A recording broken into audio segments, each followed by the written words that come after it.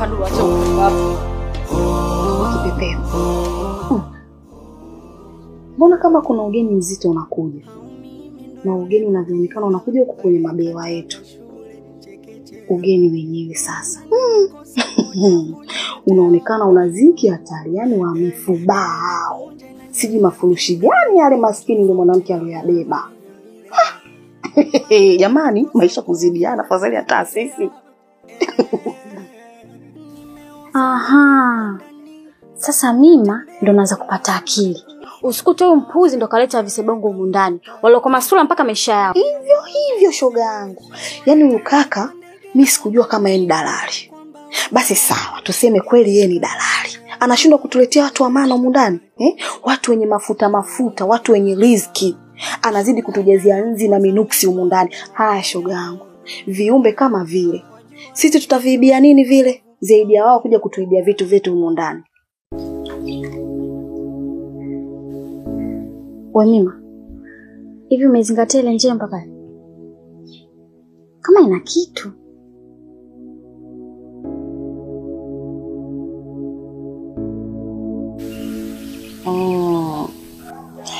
Hapa cha kuiba kipo shoga yangu.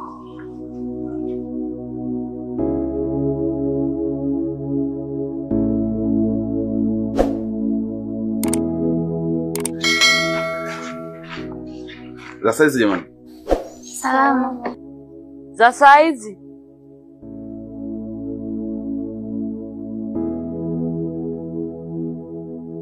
Za saizi. Salama kaka, karibu. Asante. Mambo? Mbona nyewe mmewasalimia wameitika, mimi wamenikalia kimya? Mimi sio mtu Umeanza sasa. Sasa nimeanza nini ukweli nisiseme?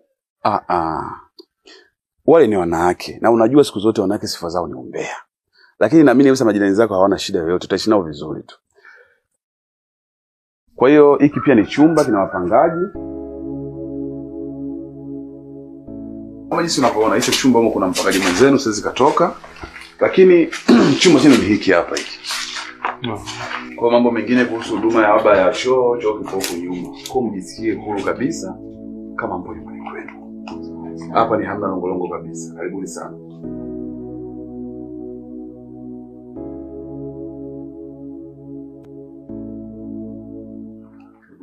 Hebu Pandu acha upumbavu. Mimi nimetekwa mimi. Umemwona yule binti anayekuja? Nataka nimtengeneze awe kijakazi wangu wa agano. Mama. Atakubali kweli kuwa kama sisi?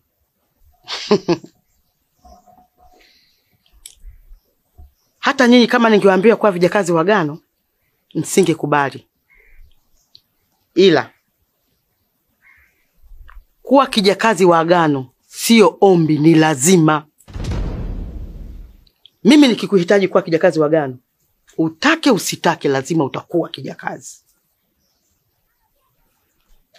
Mama. Imekuwaje mpaka ukamchagua yule binti? Alafu kama namjua. Yule binti unavyomuona pale alipo, ana nguvu ya ajabu sana, lakini hajijui. Sasa ile nguvu yake ndio nataka niitumie mimi. Ngoja nikufundishe kazi mwanangu. Sawa? Sawa.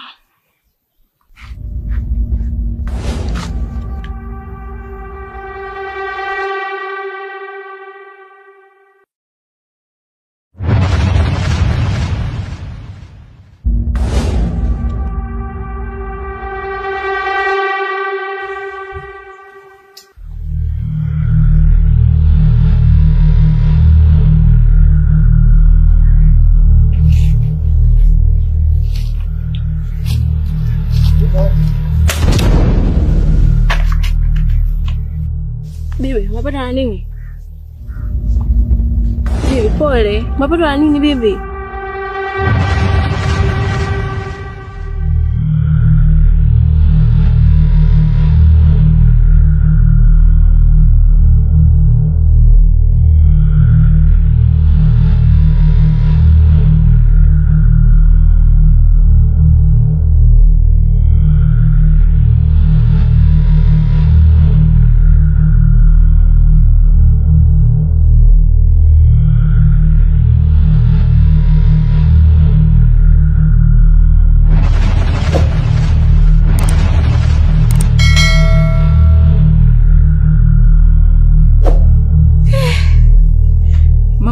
hatari. Hii kazi kwa Malkia ni ndogo sana mwanangu. Kwani wewe unafikiri South Africa ulifikaje? Nilikuandaa kama hivi, ukakomaa, nikakutuma South Africa. Basi hata yeye namuandaa, akikomaa namtuma Kenya, kwa sababu kule kuna wanaume wengi sana wanasumbua, akanyofoe mali zao. Samahani mama. Nilikuwa nataka nikuulize swali lakini sio kwa ubaya. Utanisamehe kama nitakukwaza. Hivi mama, nini hasa chimbuko la agano?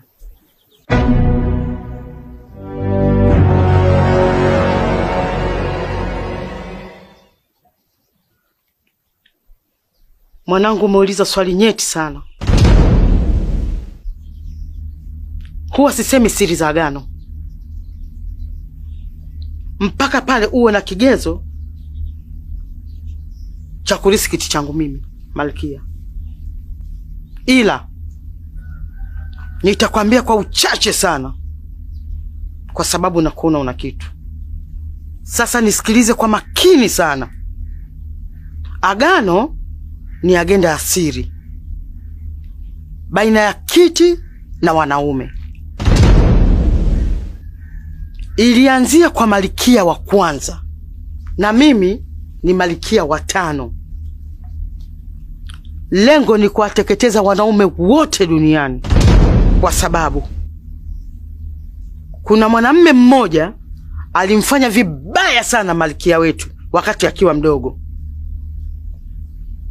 Kwa leo mwanangu, tuishie hapo. Nitakueleza siku nyingine.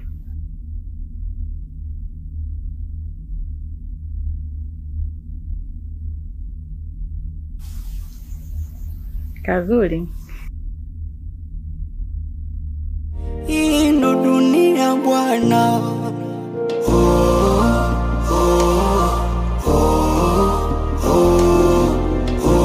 Habari? Safi. Unaweza kaniwaisha Mbezi? Hapana, haiendi. Haiendi na abiria au? Dada, nimesha kuambia haiendi. Ushawamaliza washikaji zangu wote na mimi nataka nimalize hapo.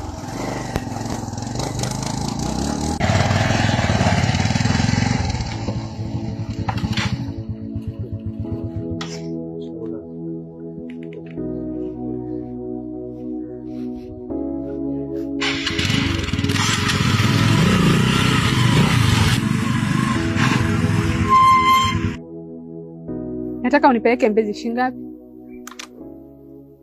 Sasa hivi nini? Nauliza bei shingapi? Mwisho wa siku tusije tukafika huko tukasumbuana. Naona boda wale mmeamka na visilani. Kwa hiyo unavyonifanyia hivi sasa mimi napandaje hatujakubaliana bei? Tukifika huko tusumbuane au? Kama uendi na wewe sema uendi. Nimeshakwambia panda kwenye pikipiki tuondoke. Halafu wewe mbona kama nakujua wewe?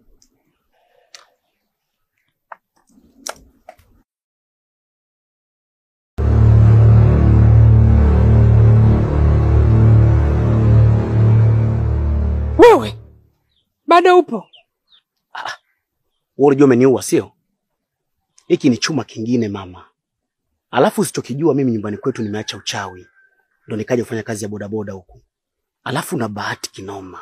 Yaani ungekalia chuma moja kwa moja ningekupeleka ghetto. Tulikunyosha 8 siku ile. Leo nilikuwa nakunyosha mwenyewe. Kinachonishangaza sasa kwako dada. Wewe ni mrembo, mzuri. Kuna usitafute mume akakuoa, ukakaa ndani, ukapika ukapakua. Kuliko kujiingiza kwenye masuala ya kichawi. Mtoto mdogo na kuwa mchawi. Kwa nini? Sasa wewe unajifanya na Bariadi, Mtuzu. Mimi ni wa Tabora, Unyamwezini kabisa asali likotoka. Labda usitokijua. Bifu langu mimi nayo alijaisha. Yaani kwanza ndo limeanza upya, bado bichi. Mama, kwenye mikono yangu utoki salama. Labda usitokijua. Kuna kuelekea sasa mimi na wewe na kwenda kukuoa. Unakuwa mke wangu kabisa wa ndoa. Na hakuna bodaboda yoyote atakaye kubeba katika huu mtaa au chikijiwe, kwa sababu wote wanakujua wewe ni mchawi. Tena bonge moja la wizard. Umeshamaliza wanangu wote hapa mtaani. Kijiweni umeshamaliza wote, si ndio? Sasa mimi hapa ndo sikuogopi peke yangu. Tadili na wewe mwanzo mpaka mwisho. Au nikupelekee chuma sasa hivi nikuue na wewe? Nikuue sio?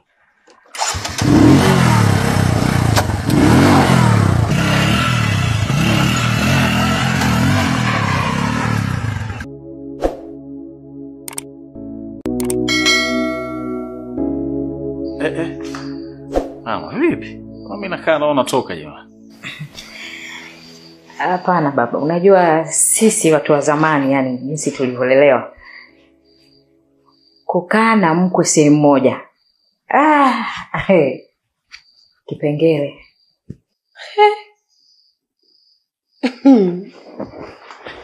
Mama, wewe ndio unasema hivyo leo? Mama umezidi sasa. Wewe ndio kusema kukana na mkoko changamoto wakati mnatukanana huko ndani mmepunzika juzi na jana. Mama mko serious basi. Nake Mungu. Yaani, ngoja kwanza nikae chini ili nikueleweshe, labda utanielewa vizuri.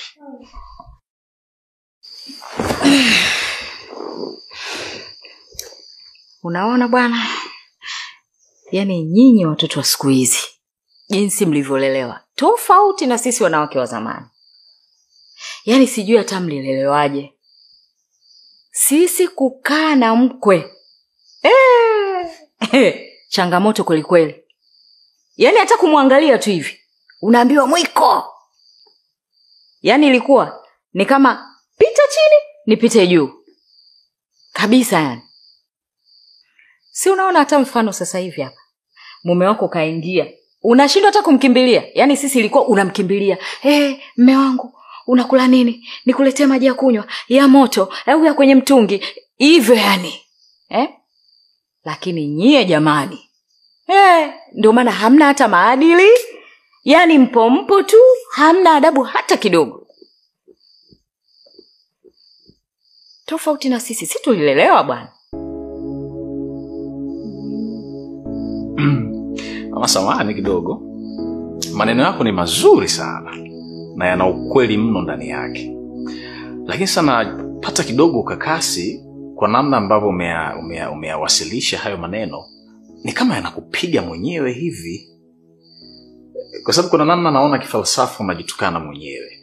Pale ambapo unasema jinsi ambavyo mmelelewa nyinyi ilikuwa ni vizuri zaidi kuliko ambavyo wamelelewa hawa. Swali ambalo najiuliza hapa la msingi, hawa wamelelewa na nani? Mathalan wife huyu aliyemlea ni nani? Sio kama namtetea wife, hapana. Lakini najaribu kugusa katika vile vyanzo vya malezi ambazo ndio vimepelekea kuleta matokeo wa hichi kizazi ambacho tunakiona sasa hivi hapa. Kwa sababu kama ambavyo bibi zetu walikuwa responsible katika kuwatengeneza nyinyi, ndivyo hivyo basi nyinyi wazazi mlitakiwa kuwa responsible kuwatengeneza watoto wenu ambao ndio wake zetu wa sasa hivi. Kwa hiyo tunaposema kwamba hawa malezi yao yana mushkeli, maana yake ni kwamba hayo matusi yanaanzia kwenu, nyinyi ndio mna mushkeli katika kuwalea kwenu. Au unaona haje hicho kipengele? Tuambizane ukweli sasa. Karibu.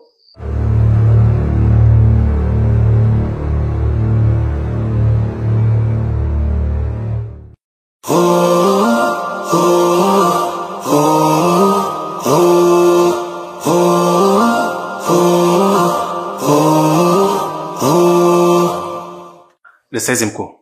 Salama. Mama shikamo. Maraba. Shemeji mambo. Samanini kwa kuwavamia. Huyu ni mgeni wenu. Ameomba maelekezo ya kumleta hapa, kwa hiyo nimemleta. Afisa. Naam. Ndo hapo umefika. Asante sana. Haya. Jamani, niwatakie usiku mwema. Karibu sana bwana. Asante.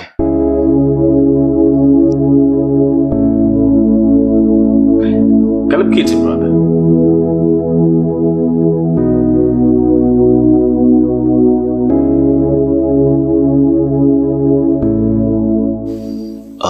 Bila shaka wewe ni Mr. Manyanya. Naam. Mara kadhaa nilikuwa nikikupigia simu kukei. Maana nikapata maelekezo, Shaja kanileta mpaka hapa. Nilikuwa na mazungumzo sana na wewe kama hautojali. Ila ni private. Okay. Kwa hiyo baba tuwapishe? Mara moja tu.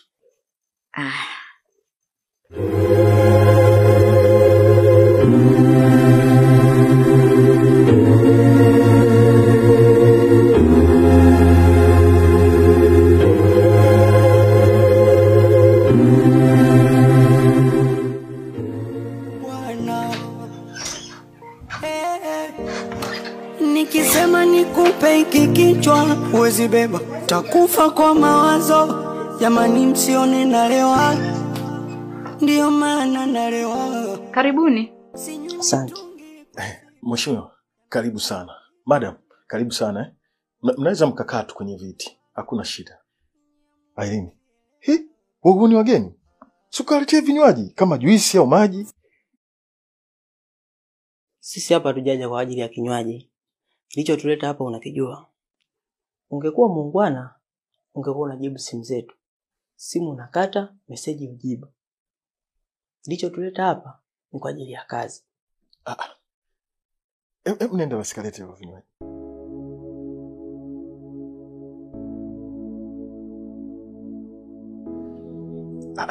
Sasa unajua kuna vitu vingine ilitakiwa tuvimalize tu sisi wenyewe. Ilikuwa hakuna haja mpaka kuja hapa nyumbani. Kwani ungenipigia tu simu ukaniambia ingekuaje? Na isitoshe mimi sio kama nilikuwa sina shida ya kuilipa hiyo hela. Ila ilikuwa haijakamilika. Kwa hiyo nilikuwa nasubiria kuna kiela kidogo nikichukue niunganishe na ile ndio niilete kwa pamoja. Sisi hapa hatujaja kwa ajili ya mjadala. Tumekuja kukupa taarifa. Una siku 5 tu za kukaa hapa. Unatakiwa utoe vitu vyako vyote ili kwa ajili ya kufanya mnada benki ipate haki yake. Siku 5? Yaani mnipe mimi siku 5? Kwa sababu gani yani? Mimi nimeshindwa kulipa? Au labda kwa sina hela? Si nishakwambia nilikuwa nasubiria tu kiasi kidogo niunganishe ndio nilete kwa pamoja. Sasa maneno yote yanatokea wapi? Mimi naona hiyo haiko sawa bwana. Mimi nadhani utaratibu wetu unaujua. Na wewe mwenyewe uliingia kwenye makubaliano. Na hivi sasa inaonyesha kabisa umeshindwa kutimiza utaratibu wetu. Kinachofuata ni nyumba kuuzwa ili benki ipate haki yake.